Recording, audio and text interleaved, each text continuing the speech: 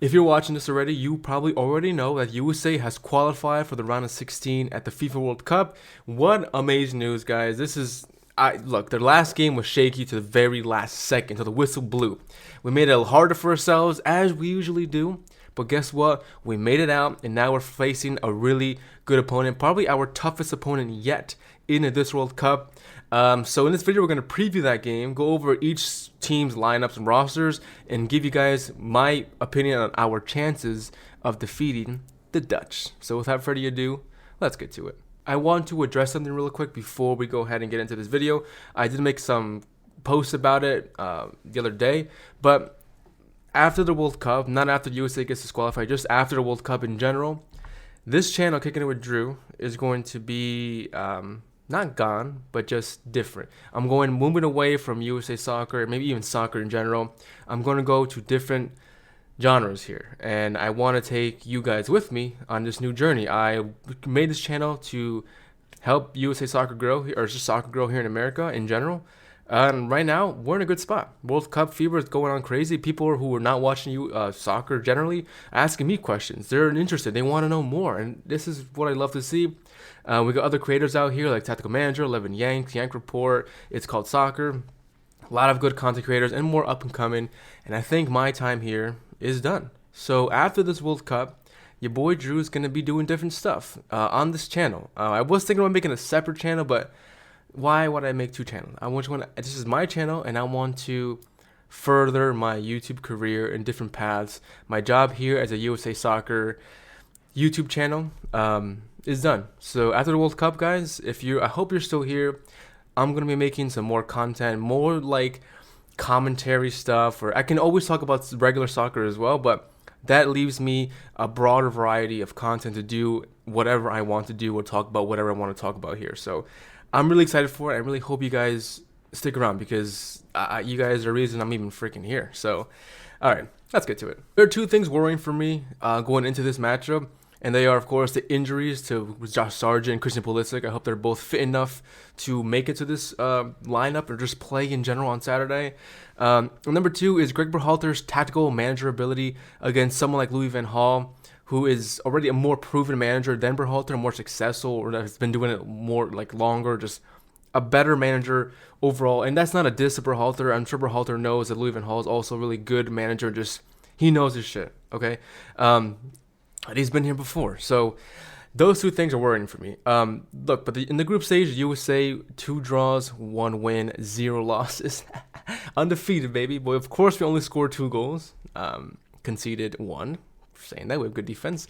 No, it's going to be a really interesting way to see how Berhalter sets his team up against a team like the Netherlands. So before we go ahead and talk about the USA, we got to learn about our opponents. So let's take the deep dive into the Netherlands. I can't fucking say this team's name. I'm not going to say the Dutch because the Netherlands, I got to freaking mumble already, and that's bad for us mumblers. So the Dutch. Let's look at their lineup real quick. Before we preview our boys, we can look at our opponent and see what they offer in terms of dangerous attacks or just how they could kill us on the break, how they could eliminate us at this World Cup. Let's take a quick look. They've been setting up for the most part, the Dutch the same way. 3-4-1-2 or 5-3-2, however you want to fucking say it. It's all the same thing. You got 3 main center backs in the back holding the fort down. You got 2 wing backs going up and down the field. Blind and Dumfries going to go up and then come back to help defend. And that good triangle midfield there with Frankie de Jong, Davy Klaassen, and De Roon.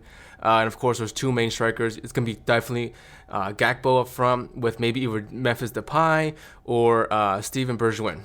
If I'm messing up these names, sorry. It's all right. Yeah, this team is dangerous. This team knows how to score. Gakpo is a player, obviously, to be looking out for. Everyone's going to be worried about him scoring, but the one player we should really be looking at more closely is the guy feeding him those through passes. And that, of course, is Frankie de Jong. As a Barca fan, I have been watching this dude every weekend. He is a good player. He may not have the best... may not be in the best form recently because Barcelona is not the best team, but either way, Frankie de Jong is always putting in 100%, always looking good for good passes, and always doing well. and I am a big fan of him because of my Barca supporting roots. But Frankie De Jong is the guy we want to shut down. Davy Klaassen also is really good too. He's been an experienced, seasoned veteran there for the Dutch. Definitely look to close his passing lanes down, but Frankie De Jong is the main guy. That CDM holding that midfield together. He's like their Tyler Adams, except he can make good key passes going forward. Not that Adams can't, but he just can't do it at the level of someone like Frankie De Jong. Okay, he is one of the best in the world at making those passes. So if we can shut down Frankie De Jong in midfield, if we can control that midfield with McKennie, Musa, Adams, that's going to be most likely the main three people we're going to see in the midfield. I think we'll have a good chance of shutting out good through passes to Depay or Gakpo. So I really think shutting down De Jong is the way to go. And obviously, man marking the shit out of Gakpo because he is on fire this World Cup. He's a young, prospering player. He's like the James Rodriguez of this World Cup, where like, when James Rodriguez had a big performance at the 2018 World Cup or 2014 World Cup, his name just freaking blew up. Got a big money move to Real Madrid, and now Gakpo looks to be doing the same thing, going the same route. So I really want to see how he reacts to playing against the USA. He's going to want to score. He's going to want to continue that hot streak. He's going to want to continue bringing that price tag of himself up more to get a big money move and maybe get out of PSV. Here is the USA lineup most recently against Iran, the last group stage match we just saw. That was nerve-wracking. I think it's going to be most likely the same. I'm not sure if Carter Vickers is going to be playing. It might be Walker Zimmerman again. Either way, I'm scared. Okay, I'm scared either way. Because Depay and Gakpo have some really good pace on them. It's going to be worrying to see. Christian Pulisic and Sargent, like I said earlier, are the big two concerns and worries for me going into this game.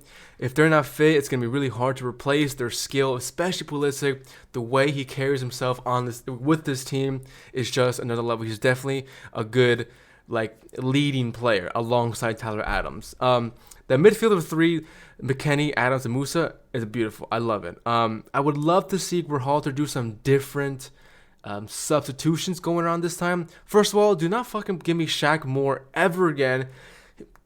I'm done. I'm so done with Shaq Moore. He was just not good. Give me the player like DeAndre Yellen, who's more seasoned, could probably handle the pressure. It looked to me like Shaq Moore was scared and worried he couldn't handle the pressure of playing on the big stage. They should have put someone like DeAndre Yellen, who's already played at a World Cup before, over anyone else on this team, and give him the sub on to replace Dest ahead of Shaq Moore. I'm so done with Shaq Moore. Or give me Joe Scally. Give him a chance. Let's see what's going on. Also, I want to see Giovanni Reyna come on, not at the last fucking 5 minutes of the game. I want to see him come on earlier, maybe like the 60th or 70th minute. Give him time to warm in, to come into the game, to be able to make good passes and just read the game and see what he can do to help the team going forward. Because if he comes on last 6 minutes, what the fuck is he going to do? He's not even going to get the ball probably. So those two, it's got to be good. Brandon Aaronson's always good to have. Kellen Costas, he can hold down the fort, whatever.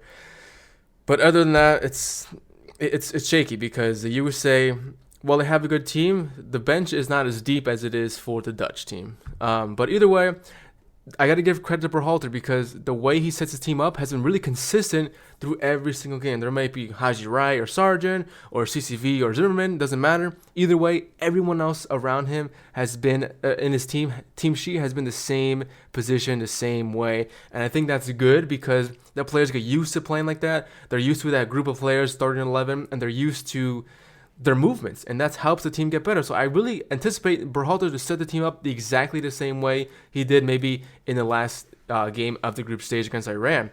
I'm sorry. But yeah, so I think we have a chance. This team is different this time. It's different than any other team we've ever had at a World Cup. Okay, it's young, it's prospering, it's full of potential, and they're motivated and hungry to win and to prove their generation is something to keep supporting and worth the support. Because if they got knocked down the group stage, we'd be like, oh, this generation is a flop. But they did not want to take that route. They did everything they could. They handled the pressure really, really well. I always thought that the USA could not handle pressure, and usually they could not. But this team has proven me wrong and has shown that they are able to handle pressure of big games, of elimination games. So this game has the same downfall as the Iran game. If we lose, we're out. So let's keep going into this game with the same momentum, same mental strength and ability going forward. Let's just fucking do it. If we can almost win against England, which we almost did, okay, we had a couple chances. If we can converted those goals, this will be a whole different video against a whole different opponent. So I think we have enough in our team, in our mindset, to be able to go ahead and win this game. It's not gonna be pretty, but if we win it, dude, this country's gonna go freaking wild. USA in the quarterfinals, we're most likely going to lose against Argentina because the God. I don't know, guys. That's just my quick raw thoughts on this whole match preview. Let me know your thoughts down below because I would love to see how you guys feel about this game. Do you think we can win it? Let me know, and as always, subscribe down below if you're not subscribed yet because some new exciting stuff coming to the channel, and I hope you guys stick around. See you next time. Peace.